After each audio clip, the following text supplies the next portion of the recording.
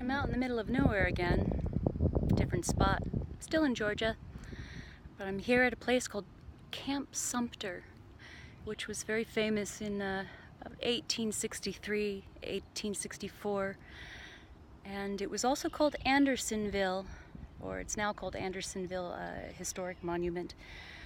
And these are gates right here that we're looking at that led into a really rather large Confederate concentration camp that at its heyday had about 45,000 Union soldiers in it.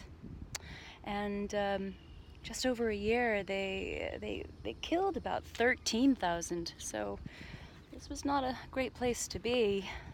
But the soldiers would come on up through here, often 500 at a time. They wouldn't be able to see through the walls. And they come through here, one gate opening, and the other gate closing behind them. And then they walk out into this overcrowded, diseased place, up into this area here, and the guards looking. Let's see if we can get a shot of that. One of the guard towers. They'd walk out here into the mass of men, of people all living on top of each other, really, facing all kinds of overcrowding and diseased conditions, and they would all explain, surely this place must be hell. You know, all kinds of tunneling went on where they'd try to escape out from these walls. If you look, this line here is all about what was called the deadline. And if you came past that deadline, you were dead. They would shoot you. You know, the guards would shoot you. This has gotten a lot of bad press, obviously. You know, about 30 people would die a day here. But Camp Douglas up in Chicago was pretty bad as well, and that was more on the Union or the Yankees side, and they killed about 26,000. Often some argue out of spite, more so because they didn't have, you know, a problem with resources, where they did here. They really did here. And this stream just down here was all people had to keep themselves clean, but they had to drink from it. They had to, you know, defecate in it. It was pretty intense. And, you know, here it's looking just like a field, but everybody's been asking me, you know, what did you feel at the Georgia Guidestones, Liz?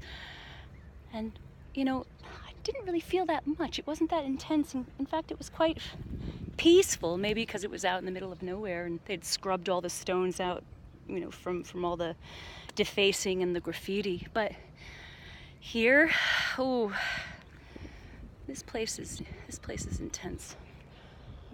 So much pain, so much grief, all focused here for so long. This is a very sobering spot, very eerie. And I think that any American who really prides themselves on understanding their past really needs to explore the Civil War, you know, their ancestry, and both sides, you know, because nobody was really innocent on either side with this. A lot of horror happened, and you know, we all need to, as patriots, to get out and to see the land, to understand it more.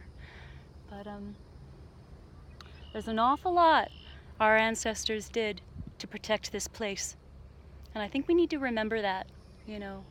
And I think coming to these places really helps to realize what our grandfathers and our grandmothers all did to preserve, you know, the freedom of what we have now, what we have today.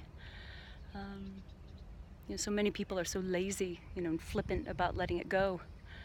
But in reality, you know, so much happened to give us the rights that we do and that we have today. So anyway, come on out to Andersonville and get a little dose of sobering history.